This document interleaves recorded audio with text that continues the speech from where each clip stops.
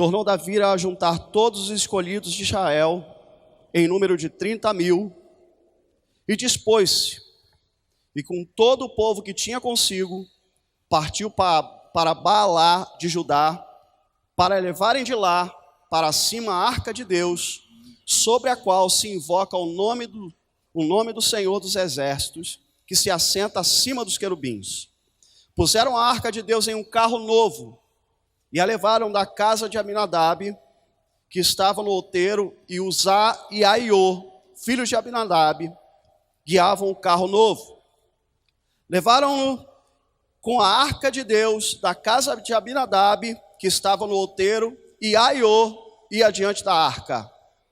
Davi e toda a casa de Israel alegravam-se perante o Senhor com toda a sorte de instrumentos de pau, de faia, com harpas, com saltérios, com tamborins, com pandeiros e com símbolos.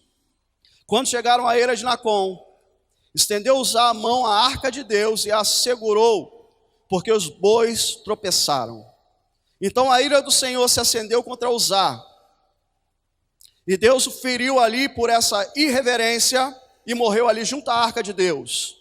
Desgostou-se Davi, porque o Senhor irrompera contra Uzá, e chamou aquele lugar Pérez Uzá, até o dia de hoje.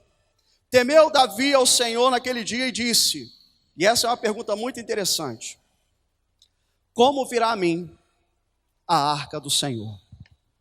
Pai, nós estamos diante da tua palavra, Senhor, e nós pedimos, ó Pai, no nome de Jesus, que o teu Espírito, Senhor, venha vivificar essa palavra em nossos corações, que ela venha cumprir, ó Pai, o que ela foi designada, Pai, e que toda oposição nesse momento, toda barreira e toda resistência, Pai, tanto espiritual como em nossos corações, seja quebrada, caia por terra, e que a tua palavra encontre repouso em nossos corações, que o nosso entendimento seja aberto, e que todo espírito de distração, de sonolência, de roubo da tua palavra seja neutralizado, repreendido e expulso desse lugar, e que o Senhor possa me conceder graça, porque eu declaro a minha total dependência de ti, e declaro também as minhas limitações, mas o Senhor não é limitado. A tua palavra diz que tu usou um burro, a tua palavra diz, ó Pai, que tu pode usar quem o Senhor quiser. Por isso eu me coloco nas tuas mãos, e te peço que o Senhor possa me usar também para falar o coração da tua igreja mais uma vez. É isso que eu te peço, e te agradeço no nome santo de Jesus. Amém. Glórias ao Senhor. Como de costume, eu coloco tema nas minhas mensagens, e o tema dessa noite é tempo de buscar a Deus. Fala para o teu irmão aí, é a primeira revelação para ele, é tempo de buscar a Deus. Eu não sei como é que até hoje você está andando, ou daqui a uma semana atrás como é que você estava, mas o Senhor está falando com você essa noite, a primeira mensagem aqui é tempo de buscar a Deus. E nós vamos ver aqui, nesse texto aqui que nós acabamos de ler, o começo de um período que eu chamo o período de ouro para o povo de Israel, onde o povo de Israel ele experimentou, irmãos, de uma forma extraordinária, o favor do Senhor, irmãos. Em toda a história de Israel, esse povo não viveu tantas vitórias, tantas conquistas, tantas bênçãos da parte do Senhor, como no período do reinado de Davi. Nem Josué, o grande guerreiro que foi levantado no período de conquistas, ele conseguiu sujeitar todos os inimigos de Israel e conquistar todo o território que Deus havia prometido. Como rei Davi conseguiu isso. Então quando Salomão ele assume o reinado de Davi, o reinado de Israel no lugar de Davi, seu pai, não haviam mais povos para serem sujeitos, e Salomão viveu um tempo de paz e de grande prosperidade. E essa foi a herança que seu pai Davi deixou para ele. Um tempo de paz e um tempo de prosperidade, de bênção, com todas as nações ali ao redor, que eram inimigos de Israel, sujeitas. E tudo começou, irmãos, porque um homem propôs no seu coração de buscar a Deus. Então, irmãos, Davi, ele deixou o segredo para Salomão. E o segredo do sucesso de Davi, irmão, foi ter, durante todos os dias da sua vida, ter buscado a presença do Senhor. E esse segredo ele deixou para Salomão, de amar a Deus acima de todas as coisas, o de buscar fervorosamente a presença do Senhor todos os seus dias, o de obedecer a sua palavra e de temer a sua presença. O que diferencia o povo de Deus de todos os outros povos, irmãos, é a presença de Deus na nossa vida. O que vai fazer diferença na minha vida e na sua vida é se a presença de Deus habita nela ou não. Por que muita gente está anos dentro da igreja e o Senhor não tem aparentemente feito a diferença? É uma boa pergunta. É a presença de Deus, irmãos, que nos ajuda a obedecer a sua palavra. No livro de Ezequiel, capítulo 36, o profeta Ezequiel, no versículo 27, Ezequiel 36, versículo 27, olha o que diz a palavra do Senhor.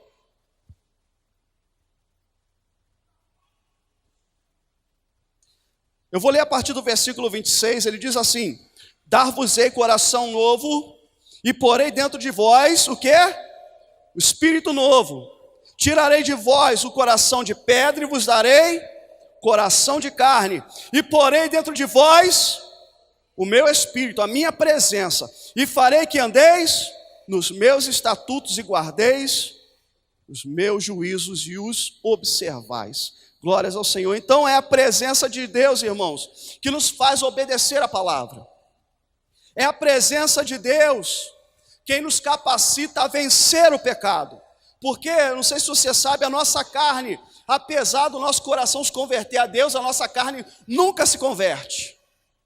E o que sujeita ela, a obediência a Deus, é a presença de Deus na nossa vida. É a presença de Deus também que nos capacita a testemunhar a respeito de Jesus, a testemunhar a respeito do Evangelho de Cristo. Lá em Atos 1:8 ele diz: mas recebereis poder ao descer sobre vós o Espírito Santo e ser-me-eis o quê? Minhas testemunhas. Os discípulos que andaram com Jesus, que viram os milagres de Jesus, que foram usados para fazer milagre também, o Senhor falou: olha, vocês vão testemunhar, mas vocês vão precisar receber esse revestimento para serem capacitados a testemunhar do meu nome. Então, a alegria do cristão, irmãos, ela está ligada diretamente à presença de Deus na nossa vida. E diz que essa alegria que vem de Deus é a nossa força. Às vezes a gente está passando uma luta, uma guerra. No meio de uma guerra, a gente pode ter alegria. Porque a nossa alegria não vem das circunstâncias, a nossa alegria vem de uma pessoa, chamada Jesus Cristo. Amém? O selo que confirma que nós somos propriedade exclusiva do Senhor, que nós fomos comprados pelo sangue de Jesus, é a presença do Espírito Santo na nossa vida.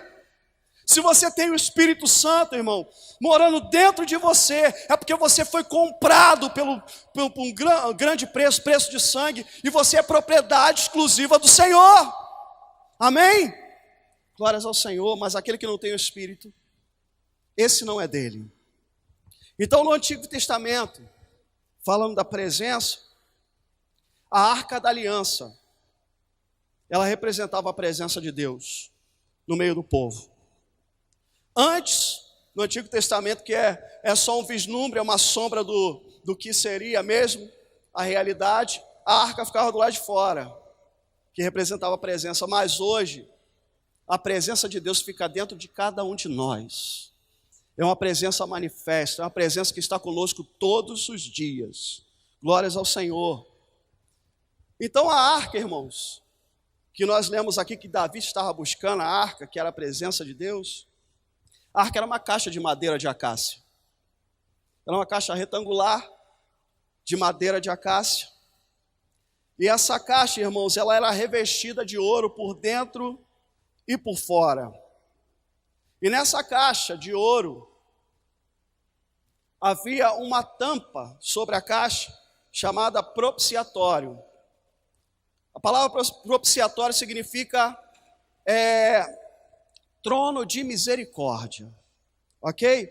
Se a arca, a parte de baixo da caixa, era de madeira e coberta de ouro por dentro e por fora, a tampa, o propiciatório, o trono da misericórdia de Deus era totalmente de ouro, com 2 serafins virados, um de frente para o outro, para o centro da tampa, e ali, entre os 2 serafins que estavam com suas asas, tocando a outra, virado para o centro da tampa, havia uma chama azul, que pairava ali constantemente, e essa chama chamava o Shekinah de Deus, a presença manifesta de Deus. Glórias ao Senhor. O ouro da caixa, irmãos, ela representa a divindade de Deus. A madeira de acácia, ela representa a nossa humanidade. Ou seja, quando você olha para a arca, Deus está dando uma mensagem para nós que aquilo que é divino iria revestir aquilo que é humano. A tampa, ela representa aquilo que está por cima, ou seja, se a igreja é o corpo de Cristo, Jesus é o cabeça da igreja. A tampa representava também uma vida governada por Cristo, uma vida onde o trono de Deus, onde o reino de Deus está sobre ela, governando a vida daquela pessoa. E onde a presença manifesta de Deus habita. Glórias ao Senhor. Então aprenda aqui que a presença de Deus, o ouro, é capaz de transformar completamente o nosso interior, a madeira.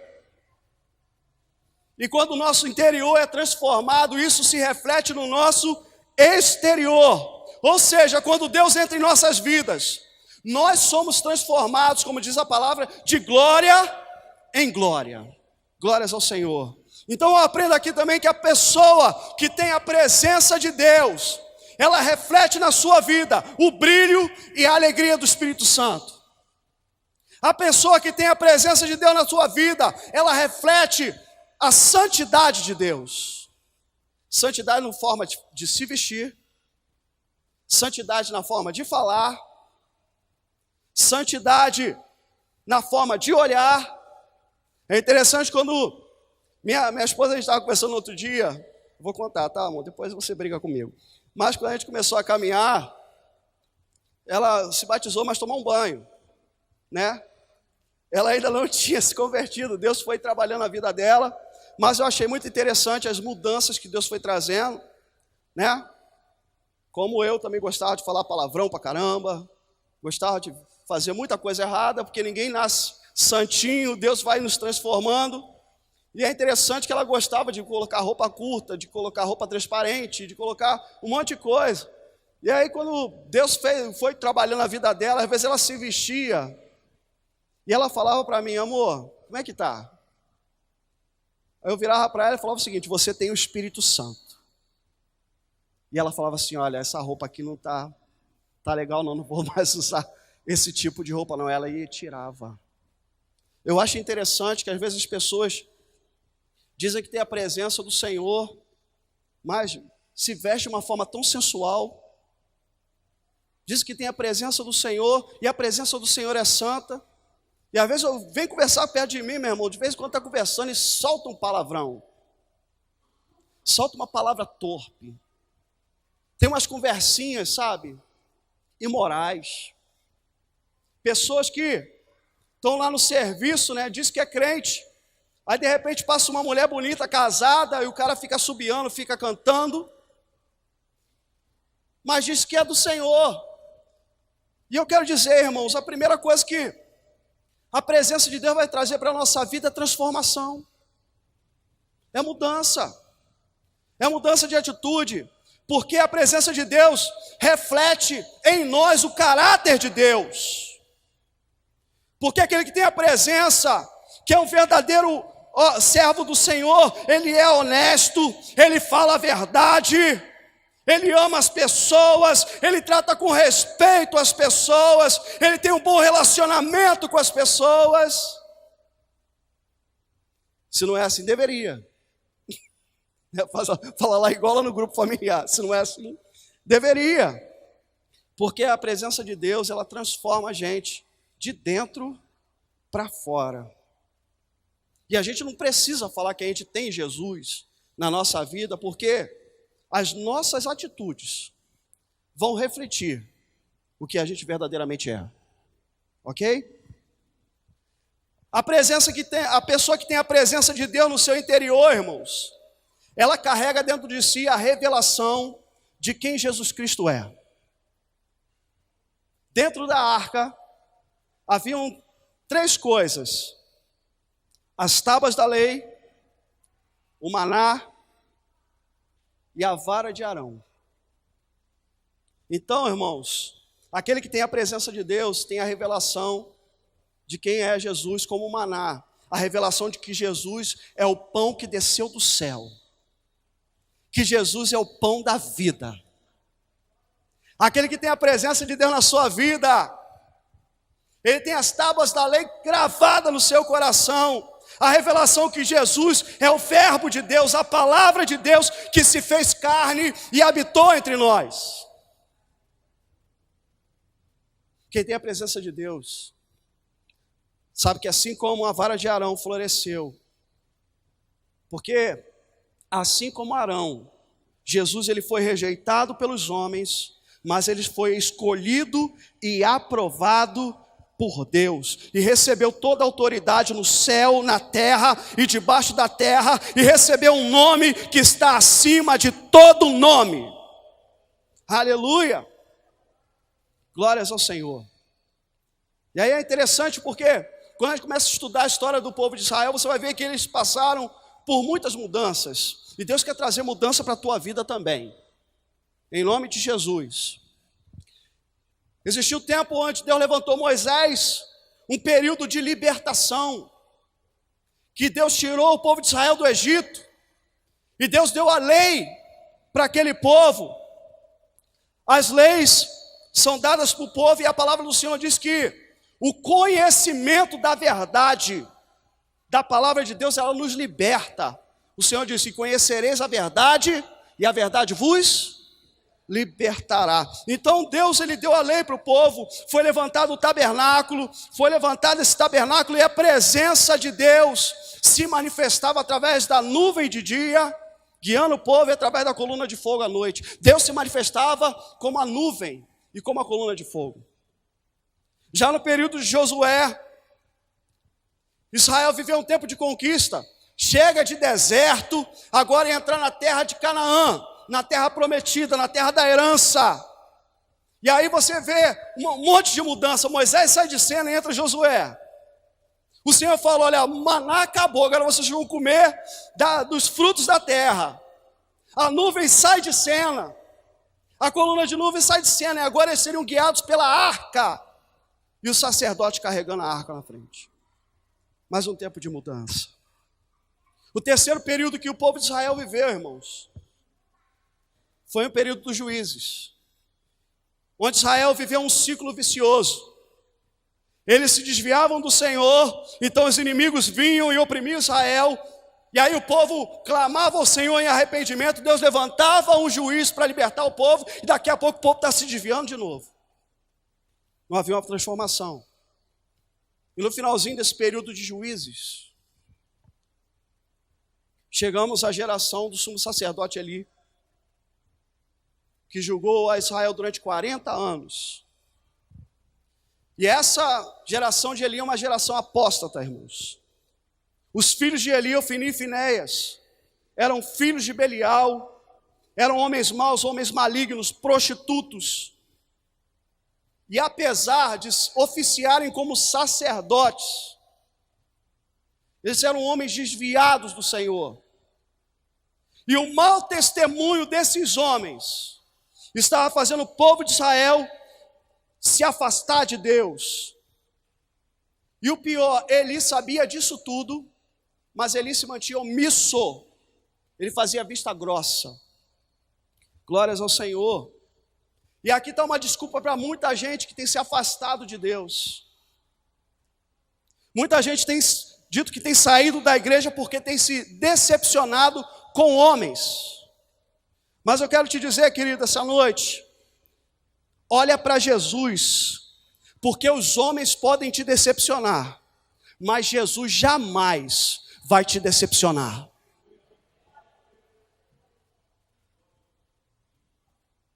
Às vezes a gente conversa lá fora, não, mas fulano de tal fez isso, fez aquilo, por isso eu estou fora. Mas o que Jesus fez contra você? Ele te fez algum mal para você abandoná-lo? Então acontece uma guerra nesse tempo, nesse período de apostasia, uma guerra contra os filisteus e Israel, irmãos. Nessa primeira batalha ele é derrotado. E eu quero chamar a atenção que o povo está desviado do Senhor, os sacerdotes são corruptos. E aí eles têm uma grande ideia. Poxa, vamos trazer a arca. Porque se Deus deu vitória no passado para o nosso povo, através da presença de Deus no nosso meio, e vai nos dar vitória agora também. Eles trazem a arca, e diz a palavra do Senhor que quando chega no arraial, o povo brada, o povo jubila, o povo se alegra por causa da presença de Deus no meio deles. E eles pensam, agora a coisa vai acontecer. Agora vamos ter vitória contra os inimigos. E eles começam a lutar contra os inimigos. E são derrotados mais uma vez. Ofni e Finéias, filhos de Eli, são mortos.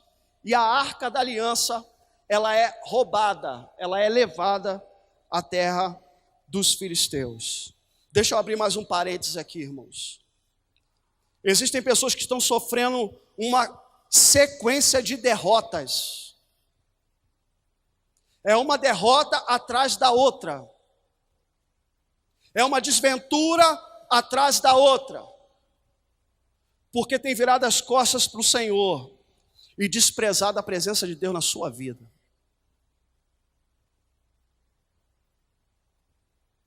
E aí eu aprendo aqui com essas atitudes desses homens. Primeiro, que a presença de Deus ela não pode ser manipulada, irmãos, pelos homens a nosso bel prazer. Segundo, Deus não é amuleto. Estou passando por luta, então vamos lá buscar Deus, vamos fazer uma corrente. Vamos jogar na telecena, no Totobola, vamos fazer uma fezinha e vamos orar para Deus abençoar. Deixa eu falar uma coisa para você. Talvez você tenha está vivendo uma sucessão de derrotas.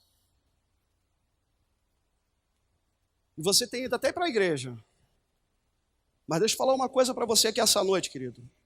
Deus só tem compromisso com quem tem compromisso com Ele. Deus só faz a diferença na vida daqueles que honram a sua presença.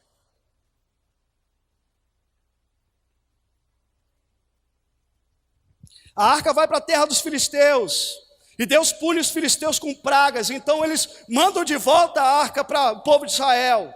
Então a arca vai parar na casa de um homem chamado Abinadab. E ali fica durante 20 anos esquecida. A palavra do Senhor diz que começa um novo período, o período dos reis de Israel. E um homem chamado Saul é levantado como o primeiro rei de Israel. E ele começa muito bem. Mas diz a palavra do Senhor que ele não valoriza a presença de Deus. E durante todo o seu reinado, que durou 40 anos, a arca fica esquecida. Saul, você vai ver que ele começa muito bem a sua caminhada de fé. E muitos têm começado muito bem, mas terminado muito mal.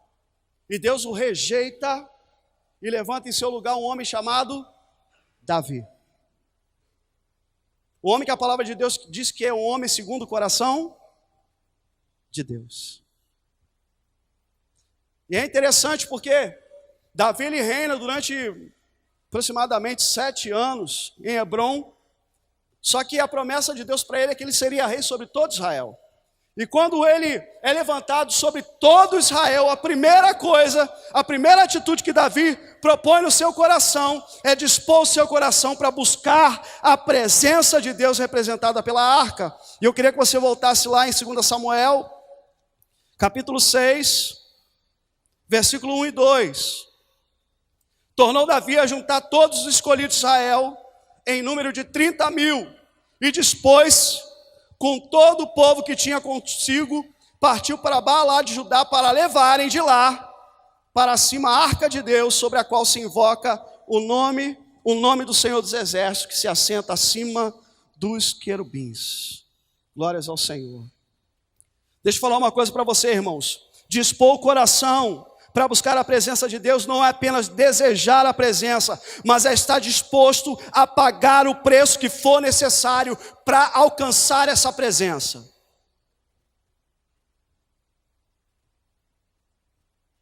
Não é apenas desejar, eu quero. Mas o Senhor está te falando, se você deseja mesmo, você está disposto a pagar o preço de você ter a minha presença na sua vida? Deixa eu falar uma coisa aqui, nesses dias o Espírito Santo tem falado isso muito no meu coração. O maior de todos os propósitos de Deus, de ter criado o homem, é para que o homem venha buscá-lo. Se você não sabe o propósito de Deus para a tua vida, o maior de todos os propósitos de Deus para a tua vida é que você o busque. Eu queria que você fosse em Atos capítulo 17.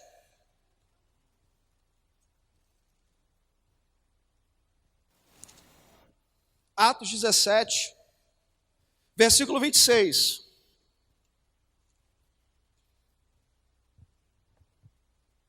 Falando sobre a criação do homem.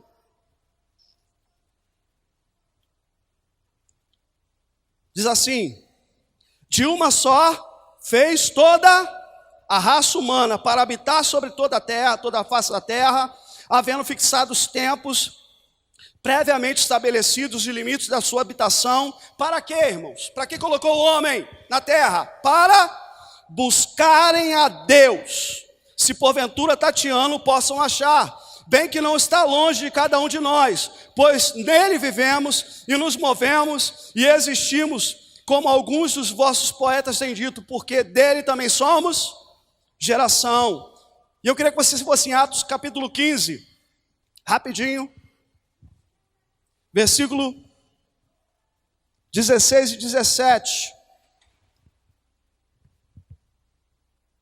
É interessante porque Deus ele não fala de levantar o templo de Salomão, ele não fala de levantar o templo de Herodes, mas ele fala de levantar o tabernáculo de Davi. E no tabernáculo de Davi só tinha a arca ali, irmãos, e uma tenda. E Davi foi o único rei que ele estabeleceu turnos. E o povo tinha que ficar ali 24 horas por dia, 7 dias por semana, 365 dias por ano, adorando ao Senhor, buscando ao Senhor continuamente. E quando Deus fala de restaurar alguma coisa, Ele não fala do templo de Salomão revestido de ouro, de prata, de pedras preciosas. Ele fala do tabernáculo de Davi, onde havia fome de Deus, onde havia desejo pela sua presença, onde o que chamava a atenção do povo não era a estrutura da casa, era a presença de Deus. E Deus começa a falar aqui: cumpridas essas coisas, voltarei e reedificarei o tabernáculo caído de Davi, e levantando das suas ruínas, restaurá-lo-ei. Para quê? Para quê? Para que os demais homens busquem o Senhor, e também todos os gentios sobre os quais tem sido dado. Glórias ao Senhor. Glórias ao Senhor. O homem foi criado para buscá-lo. O homem foi criado para adorá-lo. O homem foi criado para servi-lo. O homem foi criado para conhecê-lo. O homem foi criado para ter comunhão com Deus, para amá-lo de toda a sua alma, com todas as suas forças e de todo o seu coração. Esse é o propósito da nossa vida, o principal. Porque todas as outras coisas da nossa vida são secundárias. O propósito da nossa existência é buscar a Deus. Fala para o teu irmão: o maior propósito de Deus para a sua vida é que você venha buscá-lo. Todo homem, irmãos, que rejeita isso para a sua vida, está fracassando no propósito que Deus tem para a sua existência.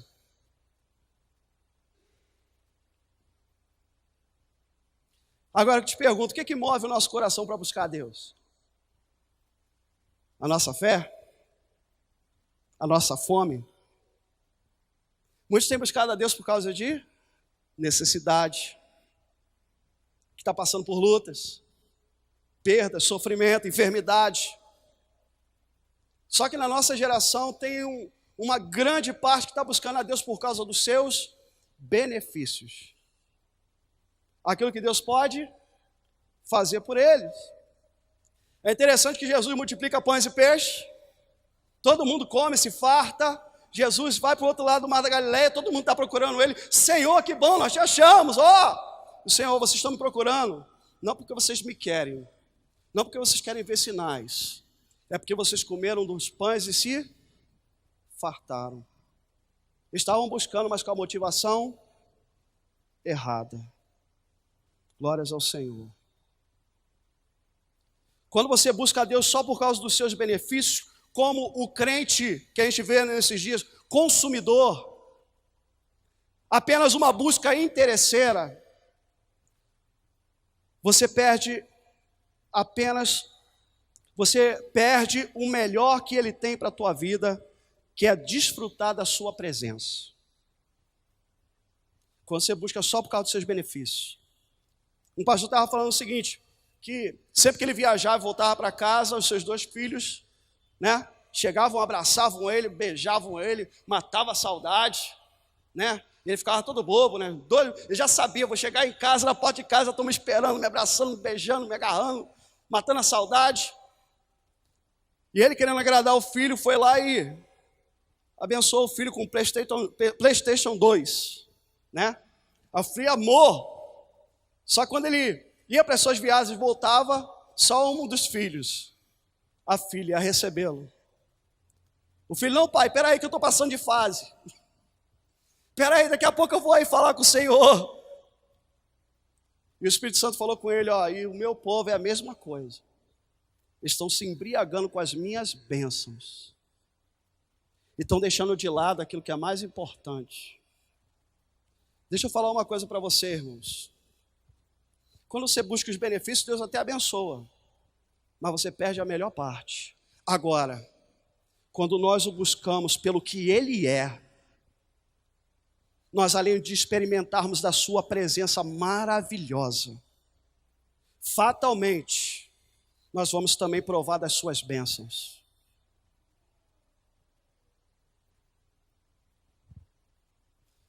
E aí eu quero te perguntar essa noite, o que tem motivado você para buscar a Deus? A presença dEle ou apenas os seus benefícios?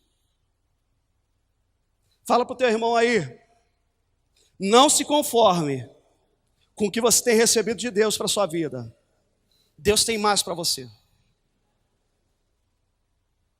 O bom é inimigo do melhor. O bom é inimigo do excelente. Eu quando vejo aquela passagem que Ezequiel vê lá as águas purificadoras, e ele vai sendo levado para as águas, e passa pelas águas pelos tornozelos, passa pelas águas pelos joelhos, passa pelas águas pelos lombros, passa de novo pelas águas, até um ponto que ele só dava para nadar. Eu quero te falar o seguinte, você recebe de Deus à medida que você quer receber dele.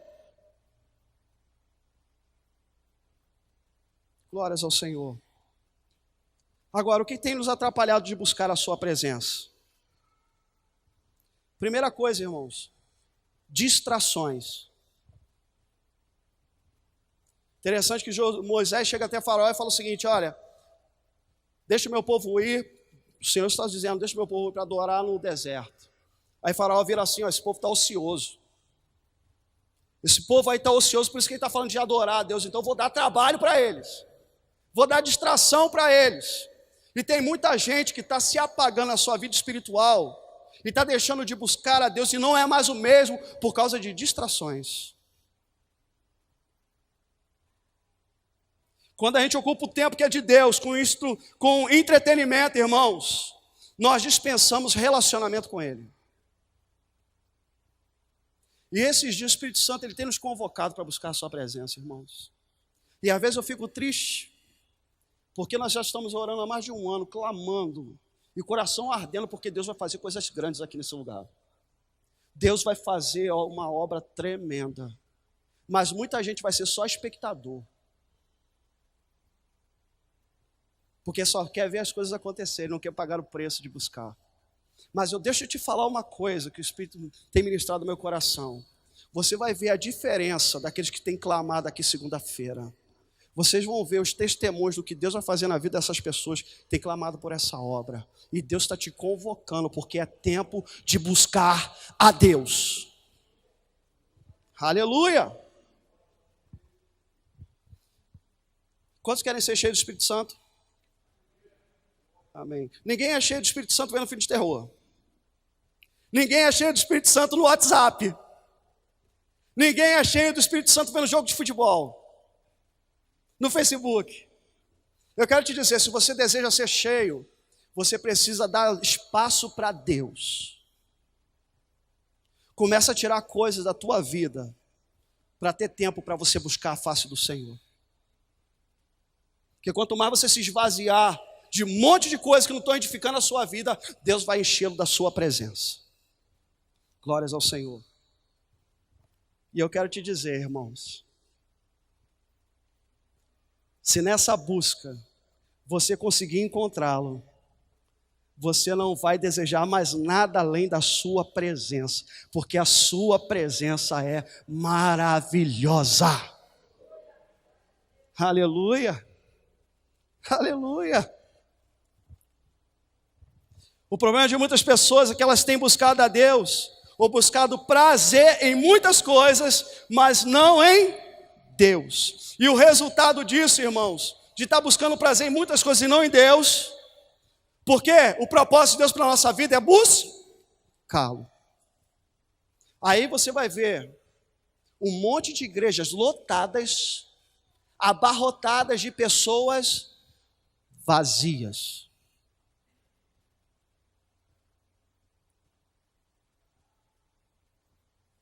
Como é que está a tua vida de comunhão com Deus? Porque é uma grande diferença você passar por luta cheia do Espírito Santo e você passar por luta capengando, meu irmão. Deixa eu falar uma coisa para você. Essa semana você já orou? Essa semana você já parou um tempo para você meditar na palavra? Você tem o seu tempo de buscar a Deus em secreto? É interessante que há anos atrás a gente tinha reuniões e mais reuniões de oração. E hoje quando a gente fala de parar para ler a palavra, de orar, parece que a gente está falando uma coisa assim de outro mundo. Sabe por quê? Porque as pessoas pararam de buscar a Deus.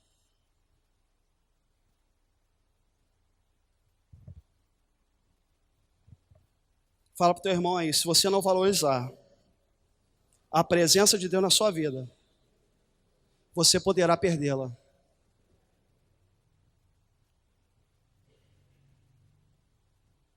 Davi viu isso de perto, irmãos.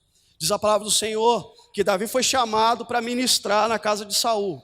Saul, irmãos, quando ele foi chamado, ele foi cheio de Deus. Ele chegou a ponto de profetizar. Mas quando você vai olhar para o final da vida de Saul, ele perde a presença de Deus, ele fica endemoniado e ele se suicida. Então, se você está questionando, será que eu posso perder? Você pode. E Davi, quando ele cai em adultério com Batseba, a primeira coisa que ele pede para Deus, Senhor, não retire de mim o teu. Se a presença do Senhor vai embora ou não, se retira da nossa vida, olha para Saul. Olha para Sansão. Eu acho muito interessante a história do rei Uzias. Rei Uzias assume o reinado de 16 anos. Um garoto, um menino, sem experiência nenhuma. Só que diz a palavra do Senhor que ele começa a buscar a Deus. E diz que nos tempos que ele buscou a Deus, Deus o fez prosperar. E a palavra do Senhor diz que esse homem foi crescendo e crescendo, se fortalecendo. E Deus o ajudou maravilhosamente. Mas diz a palavra do Senhor que quando ele fica forte demais, ele acha que ele não precisa mais de Deus. Tem gente que se acha muito forte. E aí é o momento da queda. O Senhor fala o seguinte: aquele que acha que está de pé, cuide, para que não caia. Glórias ao Senhor. Tem um irmão que ele contou o seu testemunho, que ele estava praticando um pecado, né? Vinha para a igreja, e aí o Espírito Santo falou para ele: você está me matando dentro de você.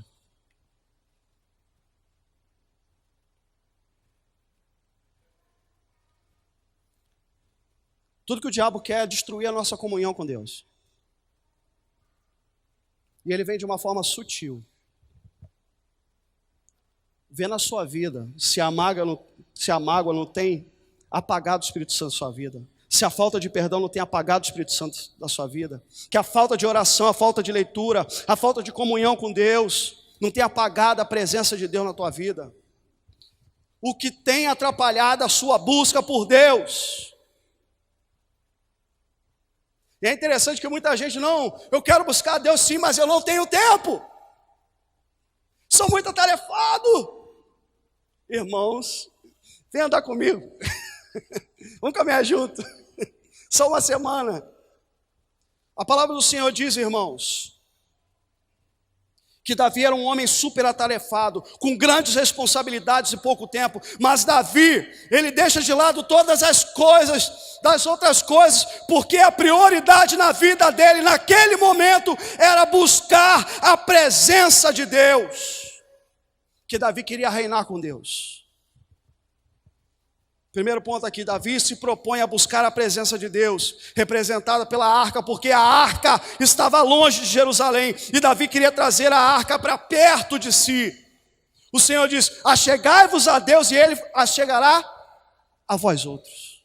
Deixa eu te perguntar aqui essa noite, querido, qual é a tua condição espiritual hoje? Você está perto ou longe de Deus? Fala para o teu irmão aí, você está perto ou longe de Deus? Qual é a tua condição?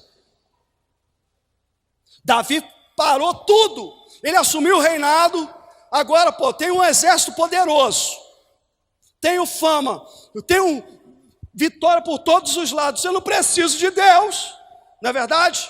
Mas é naquele tempo que ele estava lá em cima, que ele falou: vou deixar tudo de lado, porque isso aqui tudo é refúgio, porque o que é mais importante para a minha vida é buscar a presença de Deus. Glórias ao Senhor. E é interessante porque Davi, por buscar a presença de Deus, ele se tornou um sucesso. Eu ouvi o evangelista bom, que ele dizendo o seguinte: ele era um 0 à esquerda. Até em matemática ele era horrível.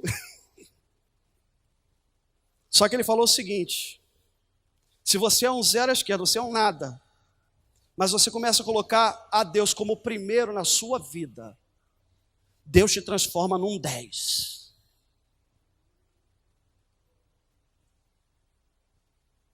Aleluia.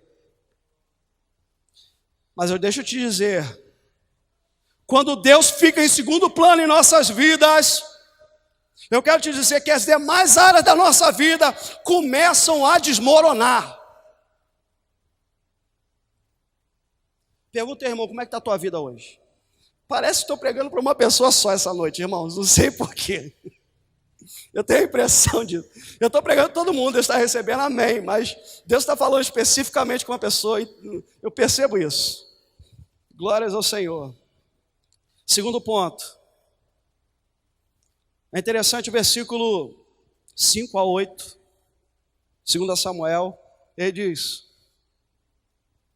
Davi e toda a casa de Israel alegravam-se perante o Senhor, com toda a sorte de instrumentos de pau, de faia, com harpas, com saltérios, com tamborins, com pandeiros e com símbolos. Quando chegaram a ilha de Nacon, estendeu Uzá a mão, a arca de Deus segurou, porque os bois tropeçavam.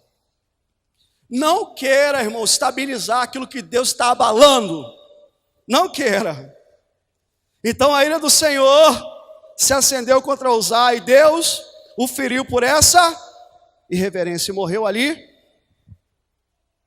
junto à arca de Deus. Glórias ao Senhor. Se quisermos caminhar em vitória na presença de Deus, nós primeiro precisamos romper com aquilo que nos afasta da sua presença. Vou repetir, se quisermos caminhar em vitória na presença do Senhor, primeiro precisamos romper com aquilo que nos afasta da sua presença. Deus teve que parar aquela caminhada e matar Uzá.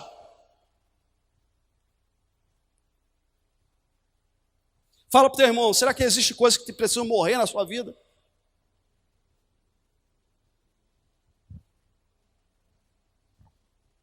O que tem que morrer na tua vida que te afasta da presença de Deus? A sua inconstância, um crente gangorra de altos e baixos, um namoro mundano que tem te afastado de Deus, amizades que além de apagar o espírito, que te sugam, que suga a tua vida espiritual, tentam te arrastar para o mundo.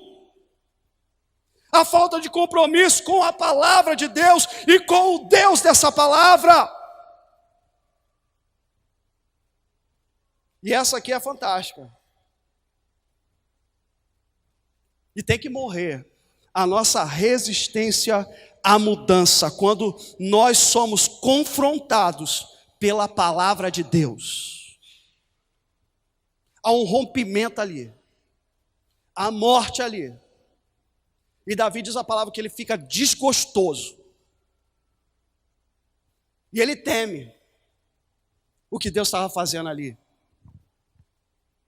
E eu quero falar o seguinte: Deus vai permitir que nós andemos com ele errado, até certo ponto. Mas se não houver mudança, ele irá nos confrontar. Que eles estavam em desobediência, irmãos. A ordem era que os sacerdotes tinham que trazer no ombro. Eles colocaram no carro de boi. Eu não queria pagar o preço de carregar a arca, não sei quantos quilômetros. E por que Deus parou a marcha? Porque deixa eu falar para você, Deus não se move sobre objetos inanimados, Deus não se move sobre animais irracionais, Deus se move sobre pessoas. E Deus se move sobre pessoas com a vida consagrada perante Ele. Glórias ao Senhor. Talvez as pessoas estavam caminhando com Deus, eles estavam se movendo, mas o mover de Deus parou na sua vida. Deixa eu falar mais uma coisa aqui. O mover parou. Talvez está faltando consagração, irmão. Abandono de pecado, para que o mover de Deus continue na sua vida. A palavra do Senhor diz que sem santificação, ninguém verá o Senhor. Então Davi, ele fica ali, o que aconteceu? Ele vai para a palavra e ele vê que ele estava errado, ele acerta. Coloca a tua vida no prumo de Deus. Vê que se está batendo as coisas direitinho, se não, acerta a tua vida diante de Deus. E terceiro e último lugar, não basta apenas deixar o pecado. Precisamos ardentemente ansiar pela sua presença. Davi tinha fome de Deus. Vamos colocar de pé.